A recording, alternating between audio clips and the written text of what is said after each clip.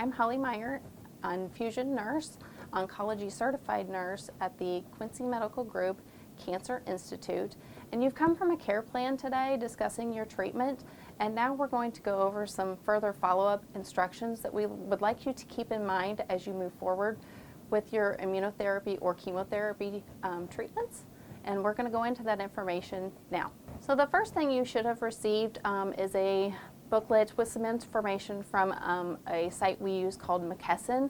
It goes over, outlines your treatment really pretty fully as far as side effects, what you should or shouldn't do, how to manage side effects. So that first part is going to be basically not starting or stopping any new medication without letting your provider know, particularly herbal supplements, which can be problematic with some of chemotherapy drugs, can cause some interactions. The next part is going to be those back couple of pages, which outline the side effects. That first column is going to be what that side effect is, so nausea, vomiting, etc. That middle column is going to be things you can do at home to minimize that side effect, whether it be dietary changes or hydration increases or whatever that might be. That third column on those pack pages for the side effects is going to be when you need to call your provider.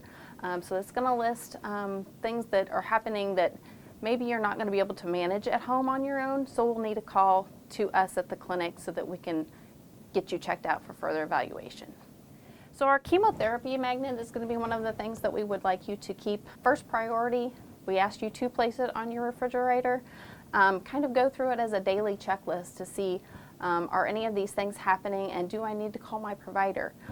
So fever of 100.5 or greater. We would ask that you take your temperature on a daily basis so that you have an idea of when you're actually running a fever. With that, we also ask that if you're taking medications that contain acetaminophen, so that's Tylenol containing products, that you take your fever, your temperature before you take that next dose of whatever that medication might be, because Tylenol is a fever reducer and it will in fact break a temperature if you are running one, and then we're not going to know if you truly are running a temperature or not. So make sure that you're taking that before you take those medications.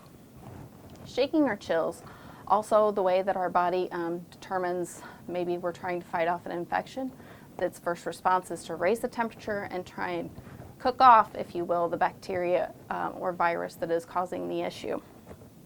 A burning feeling with hesitation, frequency, or urinary type symptoms. A urinary tract infection can turn into something pretty serious pretty quickly with our folks that are immunocompromised. The next thing is a cough or a sore throat, or if you're coughing up things, yellow or green sputum, particularly blood-tinged sputum, we would want a phone call. Blood in the urine, stool, or vomit. Those are typically not things that we would expect to see and something that we would really need to know about. A bloody nose that won't stop. If you're holding direct pressure on a nosebleed for 10 or 15 minutes and it's still not letting up, you should give us a call.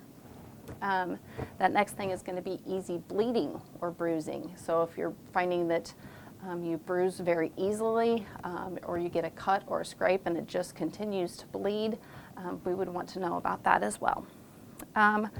Sudden confusion. We worry about our solid tumor folks particularly, that they may have a tendency to develop blood clots. So that could be blood clots in the arms or the legs, a blood clot in the lung, or if it's sudden confusion, we're worried about the stroke-like symptoms and we're worried about a clot in the brain.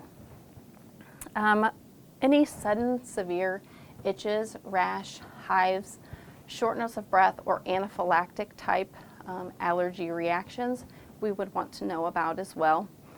Any draining, swelling, redness, or irritation with the port. If your port is a freshly inserted port, it may be swollen for a time as you continue to heal from surgery, but after that goes away, the swelling shouldn't suddenly come back, get red, irritated, or start streaking along the lumen of that catheter. And once we de-access your catheter, that is take the needle out, it should never be draining anything, blood, fluid, or anything that looks like infectious drainage. And then that last thing we have on the magnet is really we're listening to you as a patient. Any sudden change in condition that's concerning to you or your caregivers, we would want you to call us. If you wake up in the morning and you're able to fix your breakfast or do your activities of daily living with no problem, and then the afternoon comes and you're so weak, so tired, so whatever it is that you're unable to do those things, we really need to know about that. And then we have our hours for reaching us at the clinic. So we are there Monday through Friday from 8 to 5.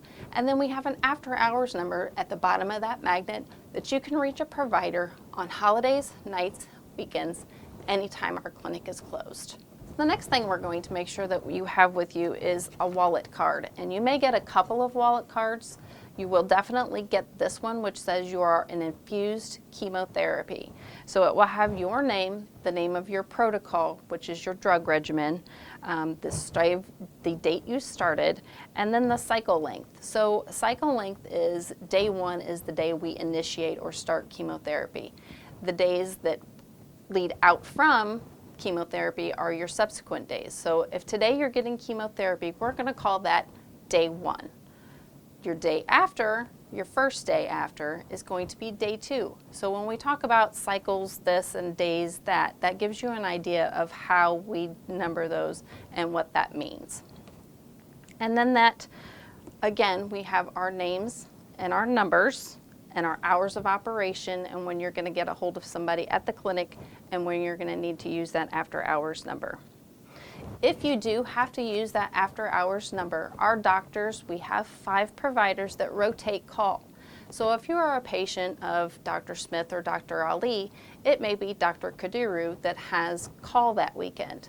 We would ask that if you are making that call to the after hours provider and you may talk to somebody other than your doctor, that you have this wallet card with you so that you can tell them, I am a patient of Dr. Kadiru's, I had Gemzar and oxaliplatin on the 20th of December, and this is what I'm experiencing right now. Should I be concerned? Do you need to see me? Is there anything I could be doing else at home to mitigate whatever symptom it might be that you're having? If you're on immunotherapy, some of those manufacturers have immunotherapy cards that we will give you as well. Some drugs like a Darzalex, for instance, you will need to have additional blood work done prior to receiving that medication because it can change some of the antibodies on the blood. So if you would ever have to have blood products, we would want you to have that card to let the blood bank or the hospital per se know that you have had that medication and that that's a possibility for receiving the blood products. So the next thing you're going to receive is going to be some pamphlets, and they may be specific and tailored to what medication you're receiving. So some patients do oral chemotherapies at home, and you'll receive a medication that specifically tells you how to handle those tablets and what to do with those pills at home. These are the pamphlets for the infused chemotherapy that we're going to talk about today. And this has to do with handling of body fluids. So when we talk about body fluids, it's anything that comes from your body. And that's a lot. Sweat, tears, urine, saliva, not just bathroom products like stool and feces and vomiting. Everything that your body produces. So vaginal secretions, semen are also included in those. And for the 48-hour period after you've had chemotherapy or immunotherapy, we ask that you take some special precautions with those fluids, not only for your protection, but for loved ones, family members, caregivers. So we would ask, first of all, that you not share food or beverages. That's not only from a contamination or possibly transmitting those trace particles of chemo to anybody that may drink off the same straw as you, but also from an infection standpoint for you as the patient, to make sure somebody doesn't have a bug they're going to pass on through their saliva back to you. Double flushing toilets with the lid down. So we tell our patients that it's best for you to have your own bathroom facility during this time. That's not always possible for everybody. So just taking special precautions. So gentlemen, we would ask at this time that you sit to use the restroom. It minimizes that chance of spills and splatters in the bathroom. that you're going to have to clean up later.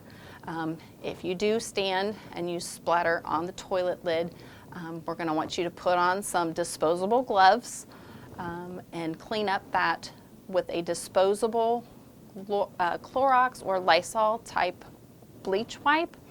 So put on your gloves, get your wipe, clean up the spill, and then put the gloves and the wipe directly into the trash. Again, minimizing those points of contamination. Double flushing that stool with the lid down will rinse away any trace contaminants that may remain in the bowl, and it also keeps it from aerosolizing into the air in the bathroom, keeping those droplets contained with that lid down. The next section goes over laundry, which is a big concern for our folks because they're worried about having to wash every separate item that the patient wears separately. And that's a ton of laundry and a ton of extra work. And really what we're talking about is the laundry that is contaminated with those body fluids. Not every item that you wear is going to become contaminated.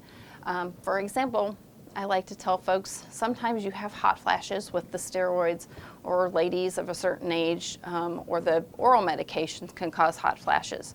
And if you wake up in the morning and you're coming out of a sleep and you notice that you are just damp, your bed linens are damp, your pajamas are damp because you had a drenching night sweat, and it's within that 48-hour period after you've had chemotherapy, you should put on your disposable gloves, strip those bed linens off, and take them to the wash.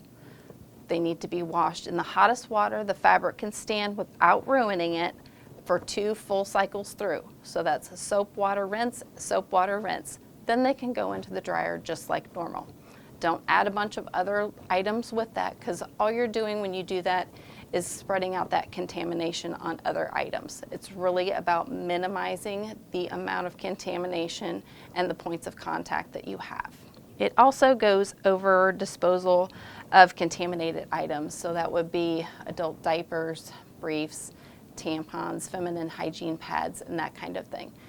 The recommendation is that you seal those in a plastic Ziploc type bag and then dispose of those into the regular trash.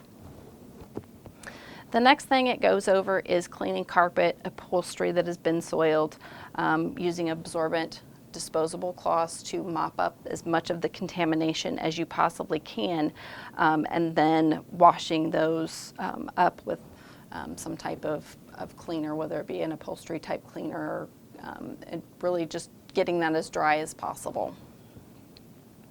Hard surfaces are usually pretty easy. Again, cleaning that area with disposable wipes and then going back over it with a bleach and water rinse 2 to 3 times to get all of those contaminants neutralized. And then taking those contaminated towels, again, making sure we're doing all of this with gloves on, and then disposing those into the trash. We do ask that if you are sexually active, that during this time for a 2-week period that you're using barrier protection, so that is condoms, to protect yourself and your partner from exposure to trace chemicals that could be contained in semen or vaginal fluid in the days after chemotherapy. On the back of the pamphlet, you're going to find again our numbers and our hours where and when you can reach us. If you're going to do infused chemotherapy at home, which means we're going to be sending you home with an elastomeric pump. For a lot of you folks, that means taking that pump home and having it on for 46 to 48 hours. We will give you a little fanny pack that you can keep that pump contained in and out of easy reach of others. You will have that on for that 48-hour period. So when we're talking about 48-hour periods for handling that body waste, remember, if you've got a home infused pump for that 2 extra days, that means following those precautions for an extra 2 days because you've got the chemotherapy continuously running for that 48 hours. We will give you a spill kit. It will have in it everything you will need to clean up a home spill if you should happen to have one. The elastomeric pumps that we use are pretty safe for that. But from time to time, folks do accidentally pull their needle out, and there could be some chemotherapy coming out of the end of the needle. If that happens, we want you to clamp off your yellow port clamp and the clamp that should be down in your pouch bag close to your bulb pump, and clamp both of those off so you have no more chemotherapy coming out of that needle. Then we would want you to go about cleaning up that spill as soon as possible. So get your box that we gave you, clean up the spill. It has absorbent towels, it has boot covers, respirator masks, eye protection, gloves, absorbent towels, everything you should need to clean up that spill. Then you would also want to call one of the infusion nurses with that number that's inside your bag and let them know that your needle came dislodged, the pump came unhooked, whatever the issue might have been, so that they can give you further instructions on how to proceed with either the remainder of your chemotherapy treatment or making sure that you had everything you need to get that spill cleaned up for you. The outside business hours number that is on the back of that is another place you're going to find that pump call nurse on-call number for those times when you should have a need to get a hold of a nurse because of your infusion pump at home. So as a new patient starting on chemotherapy, we've given you a lot to think about, and we're going to give you some items in a little blue bag here that are going to hopefully help you with some of the things that we've asked you to do, precautions to follow, things that we want you to have that are super important. So we asked you to take your temperature. We're giving you a thermometer. Oral care is extremely important. That's why most of the bag deals with oral care. Our mouths are how we experience a lot of the world. It's also an excellent portal for infection and bacteria. For immunocompromised folks, we always worry about infection risks. So oral care is extremely important. A non-alcohol containing mouth rinse. There's potential for mouth sores to develop with some of our chemotherapy and immunotherapies. If that happens, you're definitely not going to want a scope, a Listerine, or something that harsh in your mouth. So there are some non-alcohol containing mouth rinses on the market. Just make sure you read the label and look for those. We also have a little card here for a nice homemade mouth rinse. Very cheap, very simple. Just a pinch of regular table salt and a pinch of baking soda in some warm water. You're going to rinse that around and spit it out. Do that 2 or 3 times a day. Salt and baking soda make a salty alkaline environment. Not a lot of bacteria likes it, so it makes it very excellent for keeping the pH and the bacteria level at a minimum in your mouth. A fresh toothbrush, soft bristled. Again, if you're having problems with bleeding gums because your platelet count might be low due to chemotherapy, we want you to have a soft bristled brush. Dentists, I think, usually recommend replacing your brush every 3 months. With our chemotherapy folks, we ask that you replace that a little more frequently. Once every 4 to 6 weeks is nice. And if you've had an infection, a sore throat, a cough, a sinus infection, either throw out that toothbrush or make sure that you're boiling it for a few minutes to make sure you're not reinfecting yourself with germs that were left over from that toothbrush. We've got some Mentos and a sample for some toothpaste. We also have a little puzzle book in here to keep you occupied during your treatment, and it all comes in a nice insulated bag. You're welcome on your days of treatment to pack a little snack with you, your drinks, your beverages, whatever you would like to bring with you for the infusion room. We encourage that.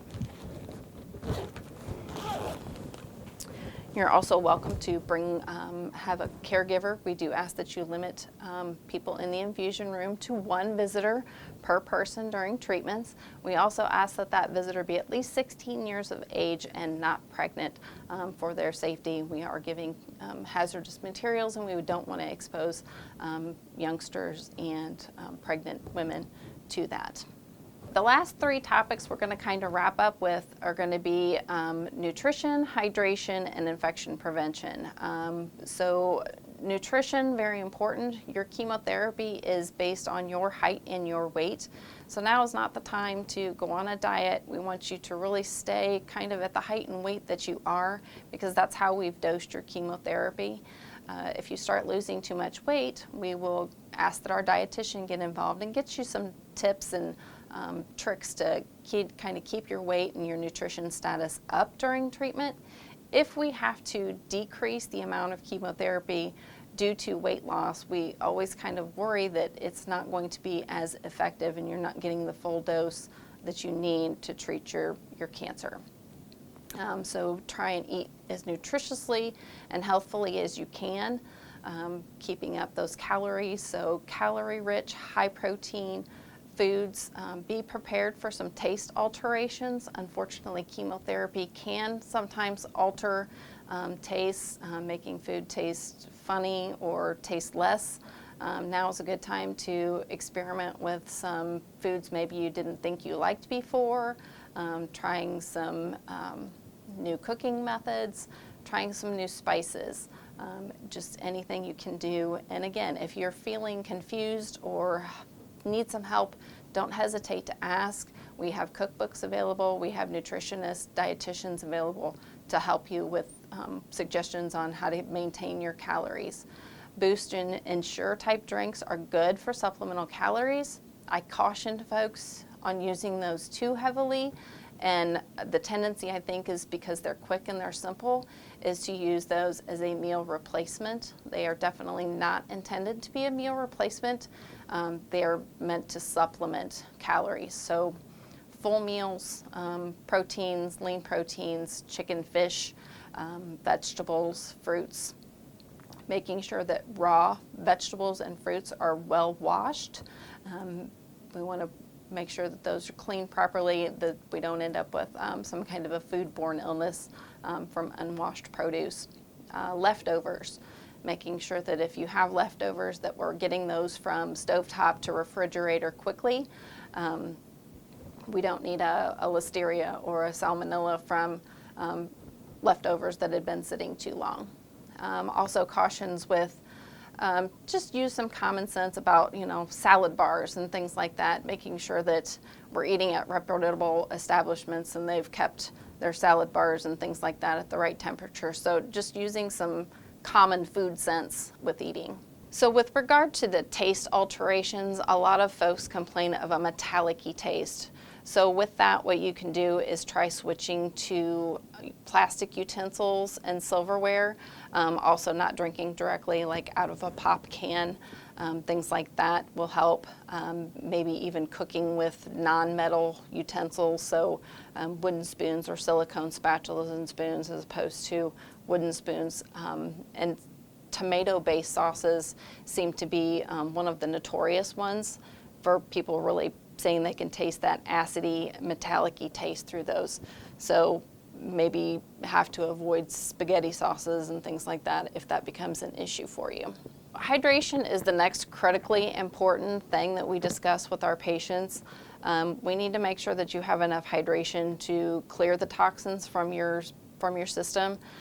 We ask that all of our patients shoot for a minimum of 8-ounce glasses a day. So that's bare minimum 64 ounces of water every day. We ask that your goal be to get to half your body weight in ounces of water. So if you're a 200-pound person, we're going to ask that you shoot for 100 ounces of water each and every day. Now there are certain chemotherapy medications. If you're on a cisplatin, for example, we're going to ask you to even go higher than that, and we're going to probably give you a bag of hydration prior to that chemotherapy being started. Cisplatin is notoriously hard on the kidneys, and we're going to want to protect those as much as possible, making sure that you are well hydrated as we possibly can get you. So Mios, Propels, the water flavor drops are excellent for folks that can't really tolerate or can only do so much plain water. That's a good way to go about getting some more in with just a little flavor, and you don't have the added sugars of, a Kool-Aid or a pop. Anything that is not alcoholic or not caffeinated, we're going to count towards that hydration goal.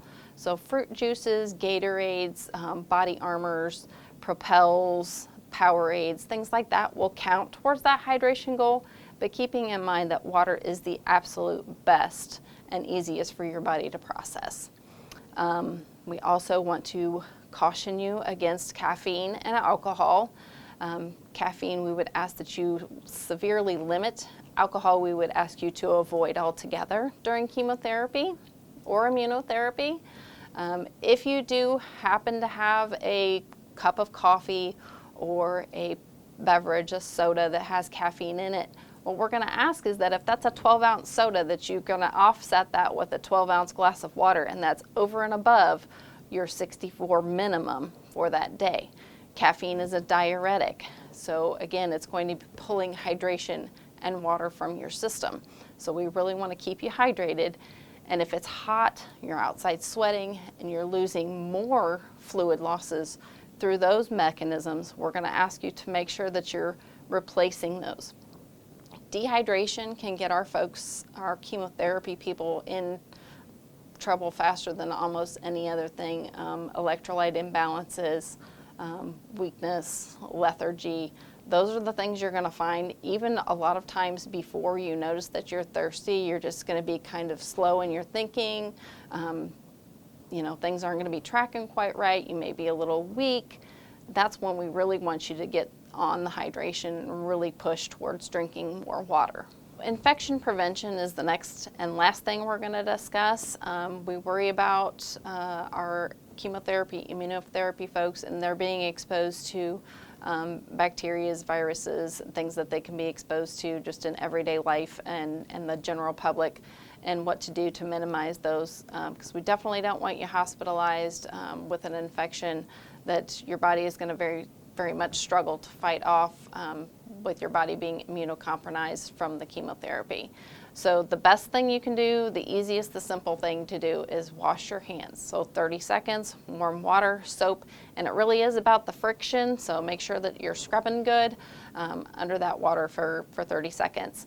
And anytime you come in contact with shopping cart handles and door handles and stairways and railings and things where a lot of people are touching, it can be just laden with bacteria, and then all it takes is a simple touch of your nose or your mouth, and then that bacteria is in striking distance to where it could make you sick.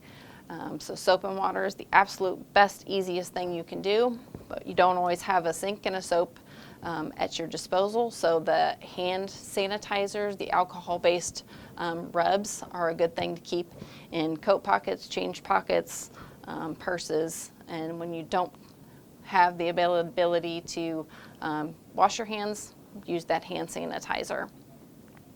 Oral care, we already touched on, is also a good thing to keep the infection at risk minimized, making sure you're taking care of your mouth. Avoiding sick people, avoiding crowds, just using some common sense with that. And sometimes that means asking visitors not to come visit with you if they're contagious, have a cough, a fever, sore throats, while they may want to come see you, especially now that you're have cancer. We do not want them sharing their germs with you, so ask them to please stay away until they have passed the point where they're sick. If there is a high likelihood that you could become neutropenic, so that means having too few white blood cells to fight off infection, certain chemotherapy drugs are very have a high potential for causing neutropenia. We may have to have you come back into the clinic the following day to receive a white blood cell booster shot. We use Neulasta, Neupogen, a variety of different medications for that purpose. We will either do an on-body injector the day of your chemotherapy or have you come back in the subsequent days for that shot. We'll keep you from dropping to levels where your body would be unable to fight off an infection. So that would be something to keep in mind with some regimens, that you may have to come back in that following day for treatment just to get a shot to the clinic. So we're getting ready to start your first treatment.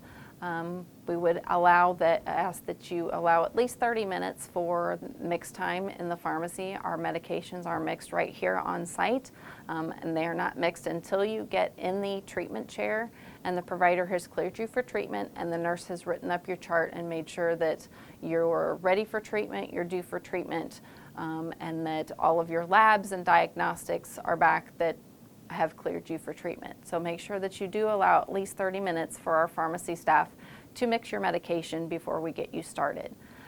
We will have 2 RNs come to chairside before we put any medication on the pump. We will ask you your name and birthday, and 2 RNs will need to hear that. Also, medications that are hung on the pump are verified independently by 2 RNs with 2 separate checks. So don't be surprised if one nurse hangs the bag and then a couple moments later another nurse comes to just check out your pump. That is done for your safety. Also, if at any point during the infusion, either today or any point in the future, if you start feeling any differently than you did when you walked in, please let us know. There are call lights chairside for you to alert a nurse that you're feeling differently, and that could be pain somewhere you didn't have before. It could be a sudden onset of nausea and vomiting when you've never had that problem before with this medication. It could be you don't even really know, but just a sense of something doesn't feel quite right. Please alert your nurse and let them know, and we will check into, is it a side effect or do we have a reaction happening with some of the medications that we can give. After your first day of treatment, don't be surprised if you get a follow-up call from one of the RNs in your day after you've had treatment, just calling to follow up and see how you're doing, if you're having any problems eating, drinking, if you're doing okay taking your at-home nausea medications if those have been needed. And please, if at any point you have any questions, whether it's at home after you leave, or even while you're still here in the clinic, don't hesitate to ask any one of the nurses. We will be more than happy to answer any questions that you have at any time. Thank you.